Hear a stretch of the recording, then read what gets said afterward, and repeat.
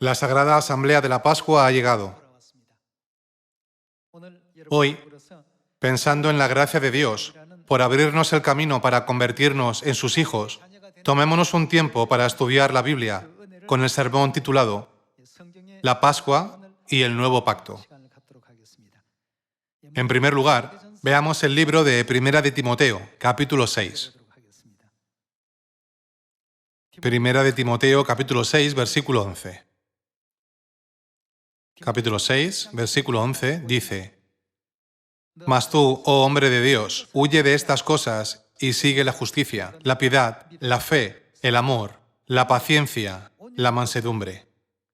Pelea la buena batalla de la fe. Echa mano. ¿A qué debemos echar mano? Echa mano de la vida eterna, a la cual asimismo fuiste llamado. Nunca debemos dejar de aferrarnos a la verdad de la vida eterna mientras vivimos nuestra vida de la fe. Esta es la voluntad de Dios, su mandamiento y su enseñanza escritos en la Biblia. No es por eso que en Primera de Juan, capítulo 2, versículo 25, está escrito que la vida eterna es una promesa muy preciosa hecha por Dios. Veamos Primera de Juan. Primera de Juan, capítulo 2, versículo 25. El capítulo 2, versículo 25 dice: Y esta es la promesa que Él nos hizo, la vida eterna. En el versículo anterior, dice que debemos seguir la fe, la justicia y la mansedumbre.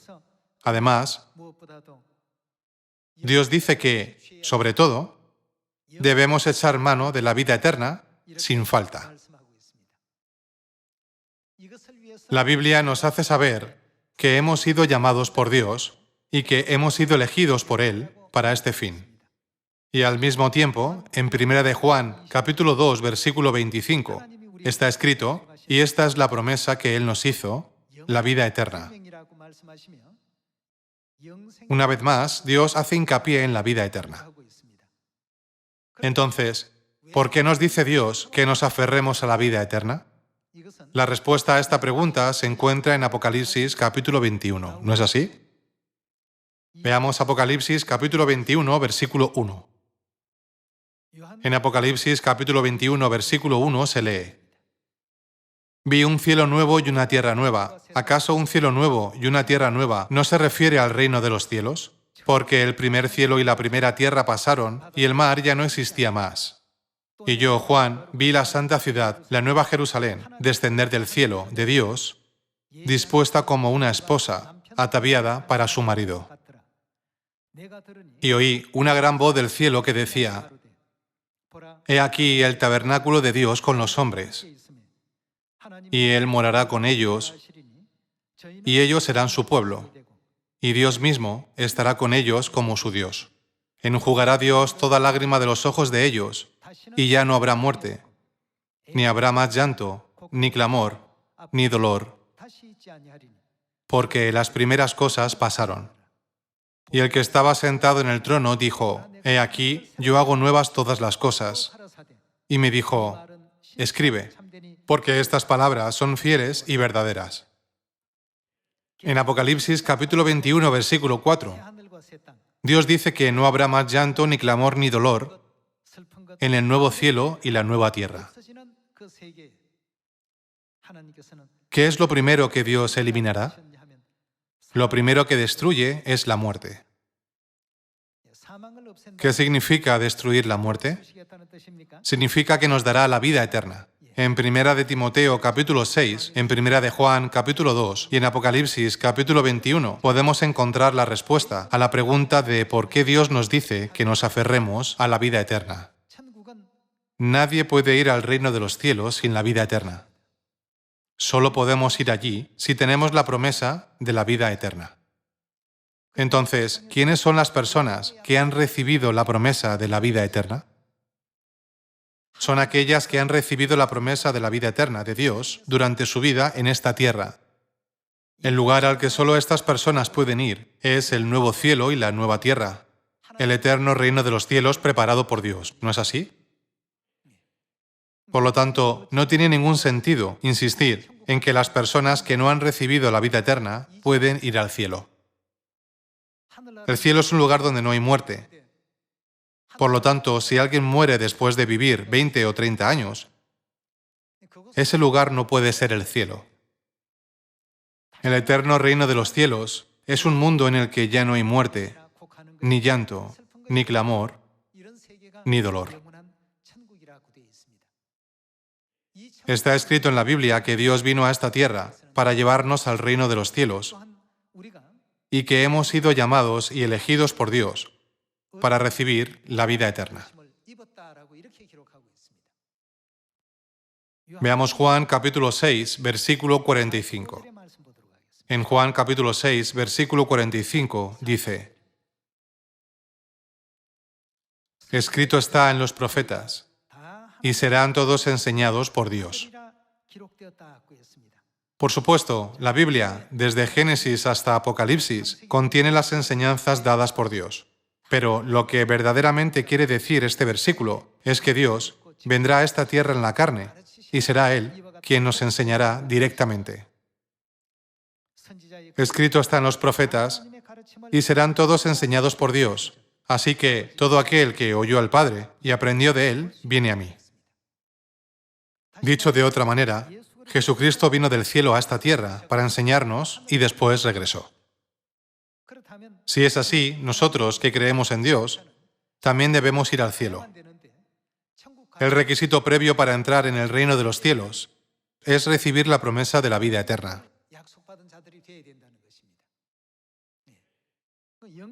Veamos la enseñanza de Dios sobre cómo podemos recibir la promesa de la vida eterna, continuando con el versículo 53. Jesús les dijo: de cierto os digo, si no coméis la carne del Hijo del Hombre y bebéis su sangre, no tenéis, ¿qué no tenéis? No tenéis vida en vosotros. No importa qué tan aventajada sea una persona, cuánta fama tenga o cuánto conocimiento y riqueza posea, no puede ir al reino de los cielos sin la vida eterna. Continuemos con el versículo 54. El que come mi carne y bebe mi sangre, ¿qué tiene? Tiene vida eterna, y yo le resucitaré en el día postrero.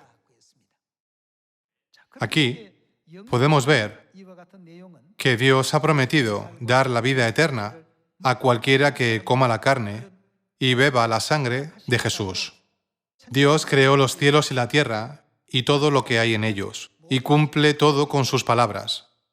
Él mismo enseñó esto cuando vino a la tierra en la carne. Por muy buena que sea la fe de una persona, o por muy excelente que sea el camino del Evangelio que haya recorrido, si no tiene la vida eterna, ¿podrá entrar al eterno reino de los cielos? No, no puede. Por mucha fe que tenga una persona, por mucha devoción que haya puesto y por mucho esfuerzo que haya hecho, no puede ir al cielo sin la vida eterna. Ya que debemos recibir la promesa de la vida eterna de Dios, Él mismo vino a esta tierra y nos dejó su enseñanza, para que podamos recibir la vida eterna. ¿No se llama esta enseñanza que nos dejó como nuevo pacto? Leamos Lucas capítulo 22, versículo 19. Dice: y tomó el pan y dio gracias, y lo partió y les dio, diciendo: esto es, ¿qué es este pan? Mi cuerpo, que por vosotros es dado. ¿Qué dijo Jesús? ¿Qué es el pan de la Pascua? Jesús dijo: esto es mi cuerpo, haced esto en memoria de mí. El versículo 20 dice: de igual manera, después que hubo cenado, tomó la copa. Aquí, la copa a la que se refiere era la copa que contenía el vino de la Pascua, diciendo: esta copa es, ¿qué es esta copa? El nuevo pacto en mi sangre, que por vosotros se derrama. En Lucas capítulo 22, versículos 19 y 20, podemos ver que Jesús tomó el pan de la Pascua, diciendo que en realidad es su cuerpo, es decir, su carne. y dio el vino de la Pascua diciendo que en realidad es su sangre. Y llamó a esta ceremonia la Pascua del Nuevo Pacto. ¿Por qué dijo que el pan de la Pascua es su carne y que el vino de la Pascua es su sangre? Esta escena de la Pascua está directamente relacionada con las palabras escritas en Juan capítulo 6, versículo 54. Si comen la carne del Hijo del Hombre y beben su sangre, ¿qué tienen? Jesús dijo, tienen la vida eterna. ¿Acaso no dijo Jesús, el que come la carne del Hijo del Hombre y bebe su sangre tiene vida eterna, y yo lo resucitaré en el día postrero? Según las palabras de Lucas capítulo 22, versículos del 19 al 20, el pan de la Pascua representa la carne de Jesús y el vino de la Pascua representa su sangre. Entonces, comer el pan y beber el vino de la Pascua significa comer la carne de Jesús y beber su sangre. ¿No están de acuerdo? ¿Qué se promete entonces a los que guardan la Pascua? La promesa es la vida eterna. ¿Cuál es el lugar al que pueden ir solo las personas que han recibido la promesa de la vida eterna? Es el eterno reino de los cielos. Para entrar en el reino de los cielos, muchas personas del mundo van a la iglesia el domingo y celebran la Navidad y el Día de Acción de Gracias. Colocan cruces en lo alto de los campanarios de las iglesias e incluso las llevan en forma de colgantes.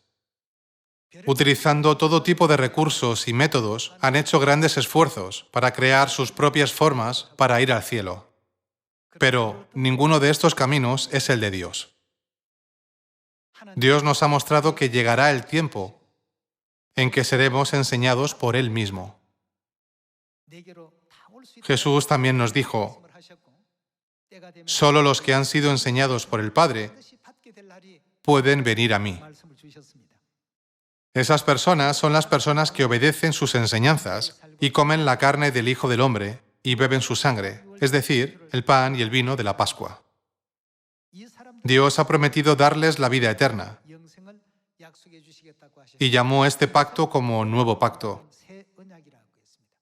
Aquí, el Nuevo Pacto significa una nueva promesa. Es una nueva promesa que se ha hecho. Aunque la gente comiera pan y bebiera vino muchas veces antes, con eso no podían acercarse al camino de la vida eterna. Sin embargo, Dios mismo vino a esta tierra y estableció su propio sistema. ¿Para qué estableció este sistema? ¿No es la Pascua que estamos celebrando ahora el sistema que Dios estableció para abrirnos el camino para entrar en el reino de los cielos? Por eso, la Pascua que estamos celebrando ahora es el pacto que contiene la promesa de la vida eterna, a diferencia del pacto que Dios estableció en el tiempo de Moisés. Según la Biblia, se llama Nuevo Pacto. Y la época en la que vivimos es la época del Nuevo Pacto.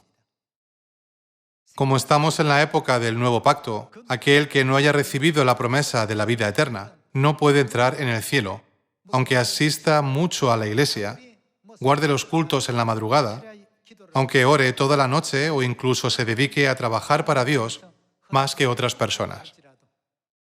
En Mateo capítulo 7, versículo 21 está escrito que la gente dirá, Señor, Señor, ¿no nos esforzamos y trabajamos mucho en tu nombre? Hemos hecho todas estas cosas por ti, Señor. Desempeñamos el papel de profetas y expulsamos a los demonios. También realizamos muchos milagros y maravillas. Sin embargo, ¿qué les dirá Jesús? Les dirá claramente, nunca os conocí, apartaos de mí, hacedores de maldad. No he hecho ninguna promesa sobre las cosas que habéis hecho. De todas las cosas que hicieron, nunca hicieron nada de acuerdo con la promesa de vida eterna dada por Dios. ¿No es esta la razón por la que Él los rechazó diciendo, apartaos de mí? Hoy en día vivimos en la verdad de la Pascua del Nuevo Pacto. Deberíamos estar orgullosos de este hecho. Es sorprendente que la Pascua se celebre solo en Sion y en ningún otro lugar. También es sorprendente que no haya ningún lugar en esta tierra que celebre la Pascua al anochecer del 14º día del mes de Nisán con pan y vino. Cuando vemos de nuevo estas circunstancias, estas son las que están basadas al plan de Dios y la forma de administración de Dios. No hay otra manera para recibir la promesa de ir al reino de los cielos, sino a través de este nuevo pacto. No hay otra manera.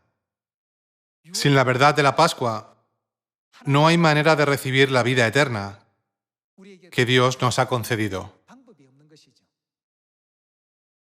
Por ello, hoy debemos dar más gloria, gratitud y honor a Dios Elohim, Dios Padre y Dios Madre, que nos han dado la Pascua y las enseñanzas de la verdad del nuevo pacto, y quienes nos ha abierto el camino al eterno reino de los cielos.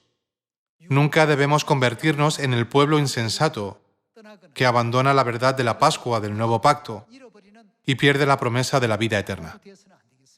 No importa cuánta sabiduría tengamos para poder hacer otras cosas, cuántos conocimientos poseamos o cuán firme sea nuestra fe, pudiendo mover enormes montañas. Todo esto no sirve de nada si no tenemos la vida eterna. ¿No es cierto? Leamos Hebreos capítulo 10. Las iglesias del mundo que no conocen la Pascua nos calumnian por guardar la Pascua y nos impiden guardarla. Con respecto a estas iglesias que nos calumnian y obstaculizan, Dios nos ha dado una advertencia. Veamos Hebreos capítulo 10, versículo 26, dice así: Porque si pecaremos voluntariamente después de haber recibido el conocimiento de la verdad, ya no queda más sacrificio por los pecados, sino una horrenda expectación de juicio y de hervor de fuego que ha de devorar a los adversarios. El que viola la ley de Moisés, por el testimonio de 2 o de 3 testigos, muere irrevisiblemente. ¿Cuánto mayor castigo pensáis que merecerá el que pisoteare al Hijo de Dios y tuviere por inmunda la sangre del pacto? ¿Qué es la sangre del pacto? Es la Pascua. Es la sangre de la Pascua del nuevo pacto. ¿Cuánto mayor castigo pensáis que merecerá el que pisoteare al Hijo de Dios y tuviere por inmunda la sangre del pacto, en la cual fue santificado e hiciere afrenta al Espíritu de gracia? ¿Qué les ocurrirá a los que tomen la sangre del pacto eterno por inmunda? Dios dice que recibirán castigos. La Biblia nos dice que pensemos seriamente y nos preguntemos, ¿qué tan grande, intenso y severo será el castigo para esas personas? La vida eterna no puede ser otorgada a aquellos que tratan la sangre del pacto como algo inmundo. El reino de los cielos no puede ser otorgado a tales personas. Por eso, cuando pensamos en qué lugar nos encontramos, nos damos cuenta de que somos personas verdaderamente bendecidas. Como hemos conocido al Padre Celestial y a la Madre Celestial, somos capaces de comprender la Pascua, el nuevo pacto, y todos sus decretos, estatutos y leyes, así como Sion, el reino de los cielos y el camino a la vida eterna. No debemos olvidar nunca la verdad del nuevo pacto que Dios nos ha permitido, ya que el camino que recorremos es un camino garantizado que nos lleva al cielo. Mientras los israelitas caminaban por el desierto, siempre olvidaban el pacto de Dios, se rebelaban contra él y se comportaban de manera impía. Cada día continuaban abandonando decretos, estatutos y leyes de Dios. Nunca debemos llegar a ser como ellos, siguiendo esos ejemplos. Vivimos en la época del Espíritu Santo. Después de esta época, no habrá otra en la que se nos dé la oportunidad de arrepentirnos. En cuanto a la obra de la salvación, vivimos en la época en la que todo tiene que finalizarse y completarse. Desde este punto de vista, puesto que estamos guardando el nuevo pacto en esta época, permaneciendo en la verdad de la Pascua y en la promesa de la herencia eterna de Dios, el camino que Dios mismo ha pavimentado para nuestro futuro es realmente apacible y seguro. Pensando en nuestro glorioso futuro en el reino de los cielos, Vayamos al libro de Hebreos, capítulo 10. Capítulo 10, versículo 35. Hebreos capítulo 10, versículo 35 dice: No perdáis, pues, ¿qué no debemos perder? Vuestra confianza, que tiene grande galardón. Continuemos con el versículo 36. Porque os es necesaria la paciencia, para que, habiendo hecho la voluntad de Dios, ¿qué obtengáis? Obtengáis la promesa. Hay muchas promesas que Dios nos ha hecho. Sin embargo, no es la promesa de 1 de Juan, capítulo 2, versículo 25, la promesa de la vida eterna. En primer lugar, necesitamos la promesa de la vida eterna para que se nos garantice el reino de los cielos. Cuando el reino de los cielos esté garantizado, la posición del real sacerdocio también lo estará.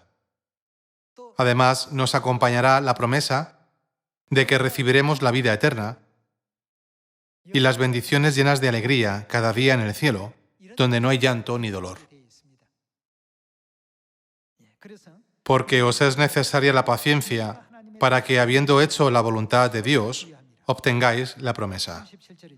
Sigamos con el versículo 37. Dice: Porque aún un poquito, y el que ha de venir vendrá y no tardará. Mas el justo vivirá por fe, y si retrocediere, no agradará a mi alma. Pero nosotros no somos de los que retroceden para perdición, sino de los que tienen fe para preservación del alma. No debemos llegar a ser como los insensatos que retroceden, tropiezan y vuelven al tiempo en que no creían en Dios. Les pido que, por favor, se aferren firmemente a su fe hasta el final y mantengan la actitud de los que tienen la fe digna que les haga alcanzar el reino de los cielos. La Pascua y el nuevo pacto que tenemos son de gran valor. Tenemos la verdad tan magnífica que hasta los ángeles del cielo se asombran y nos envidian. Por lo tanto, no deberíamos vivir nuestra vida como la gente del mundo, que no tiene nada de verdad por lo que gloriarse. ¿No es así? Tenemos una misión que cumplir. En esta época, ¿qué misión nos pide Dios que llevemos a cabo? Con respecto a todos los pueblos del mundo, ¿qué nos manda a hacer Dios? Dios nos manda a predicar el Evangelio a todos ellos. En verdad, hemos recibido la Pascua y hemos sido aprobados como obreros del nuevo pacto. Si es así, hay algo que los obreros del nuevo pacto deben hacer: predicar el Evangelio a todas las personas del mundo. El día en que regresemos al cielo, Dios nos dirá: tú dirigirás 5 ciudades. Tú te encargarás de 10 ciudades. A través de la parábola de los talentos, registrada en Mateo capítulo 25, podemos ver la escena en la que Dios concede ciudades a sus siervos fieles. ¿No es así? También podemos ver la misma escena a través de la parábola de las minas, escrita en el Evangelio de Lucas, ¿verdad? Estos tiempos tan gloriosos llegarán muy pronto. No miremos el momento actual con una perspectiva limitada. En lugar de ello, miremos siempre hacia este glorioso futuro. Por supuesto, nuestra vida en esta tierra es importante.